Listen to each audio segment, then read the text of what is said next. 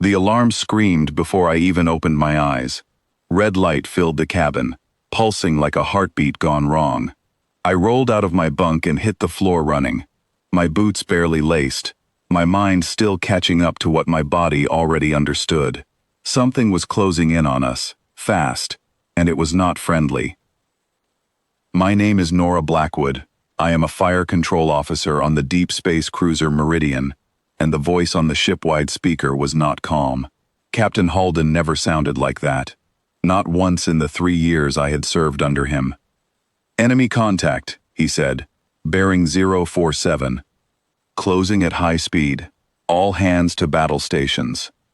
I sprinted down the corridor, past crew members bracing themselves against the walls, past sealed doors hissing shut behind me.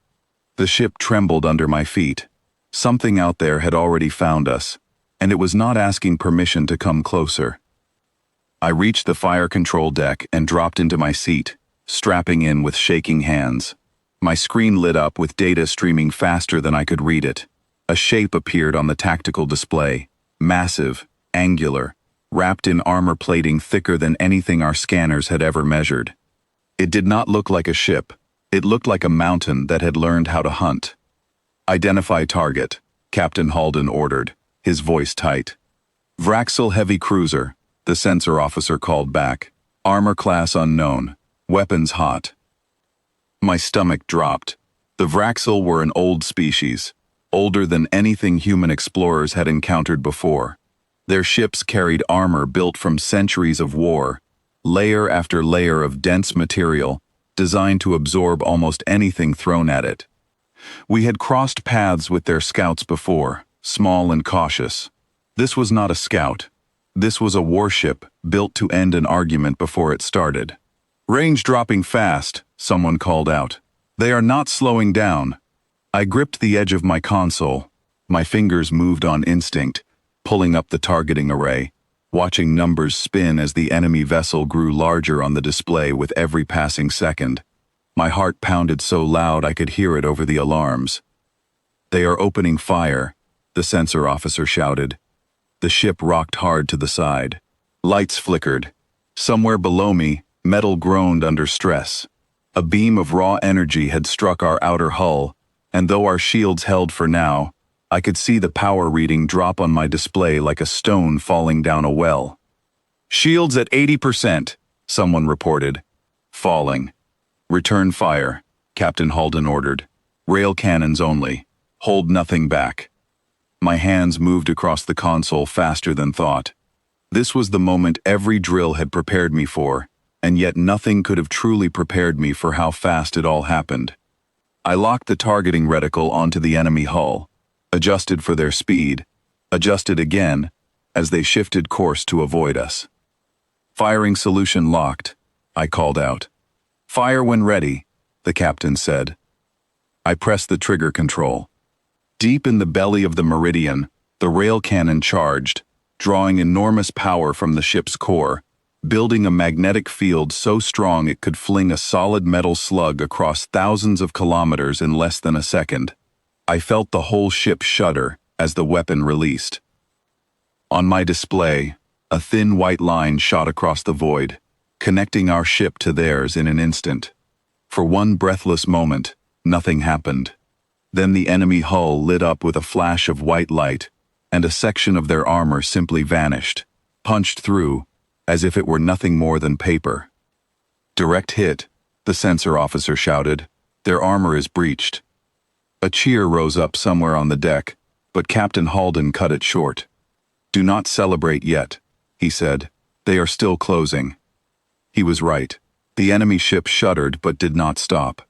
Instead, it turned its full weapon array toward us, and a wave of energy bolts lit up the black sky outside our viewport like a swarm of angry stars.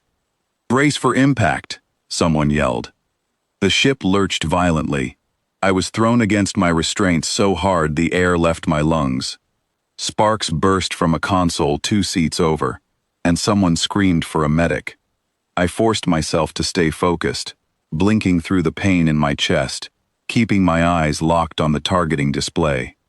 "Shields at 40%, the sensor officer called out, his voice cracking. "We cannot take another hit like that." "Reloading rail cannon," I shouted, my voice barely steady. 15 seconds to charge. 15 seconds felt like an eternity. I watched the enemy cruiser adjust its course again, swinging broadside to bring even more weapons to bear. My hands trembled over the controls, but I forced them still. Panic would not save this ship. Precision would. 10 seconds, I called. The meridian shook again, as another blast struck near the engine section. Warning lights flooded my console.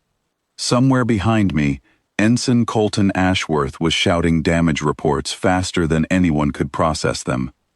"Hull breach on deck 6, he called out. "Emergency teams responding." 5 seconds, I said, gripping the firing control so tightly my knuckles turned pale. The enemy ship grew massive on my screen now, close enough that I could see individual weapon ports glowing with charge, ready to fire again. If we did not strike first, and strike true, I did not think the Meridian would survive the next volley. 3 seconds. 2, 1. "Fire," Captain Halden ordered, his voice steady despite everything happening around him. I released the second slug. The ship groaned under the strain of the weapon discharge, power flickering across every deck as the cannon drew everything it had. The white line shot out again, faster than my eyes could truly follow, crossing the gap between our two ships in the blink of an eye. This time the impact was not a flash. It was an explosion of light that lit up the entire viewport, so bright I had to look away for a moment. When I looked back, the enemy cruiser was tumbling, its side torn open, internal fires glowing through the gash our weapon had carved straight through their armor and out the other side. "Enemy propulsion is offline," the sensor officer shouted, disbelief clear in his voice. "They are drifting." A ragged cheer broke out across the deck, and this time Captain Halden did not stop it. He allowed himself a short breath, then leaned forward toward the comm panel. "All weapons hold," he said. "Let us see if they signal surrender." We waited in silence, watching the crippled enemy ship drift slowly against the stars, sparks of light bleeding from the wound in its hull, like a wounded animal finally still. Long seconds passed. Then a signal came through, garbled and broken, but unmistakably a request to stand down. "Stand down confirmed," the communications officer said.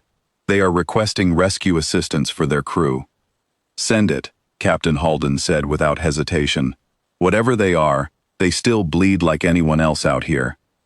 I sat back in my chair, my whole body shaking now that the danger had passed. My hands would not stop trembling, and my breath came out in short, uneven gasps. Beside me, Ensign Ashworth let out a long, tired laugh, more relief than humor. "We did it," he said, looking over at me. "We actually did it." I managed a small smile, though my heart was still pounding hard enough to hurt. "I do not think I will forget this day," I said quietly. "Not for a long time." Captain Halden walked down the row of stations, checking on each of us, his expression softer now than it had been during the fight. When he reached my seat, he placed a hand briefly on my shoulder. "Good work, Blackwood," he said. "That second shot saved this ship." I nodded, unable to find the right words. Outside the viewport, the wreckage of the enemy cruiser continued its slow drift. A giant brought down not by size or numbers, but by speed and precision, working together in a single, perfect moment. The medical teams reported no losses among our crew, only bruises, and a few broken bones from the shock of impact. Repair crews were already moving through the lower decks, patching the hull breach, and restoring power to the sections that had gone dark during the fight. Slowly, the red alert lighting faded back to the calm white glow of normal operation, and the alarms finally fell silent. I stayed at my station a little longer than I needed to, watching the stars outside the viewport, letting my heartbeat settle. The armor on that enemy ship had been thicker than anything I had ever seen, built to survive almost any weapon their engineers could imagine. Yet somehow, it had not been enough. Speed and precision had found a way through where brute strength alone could not.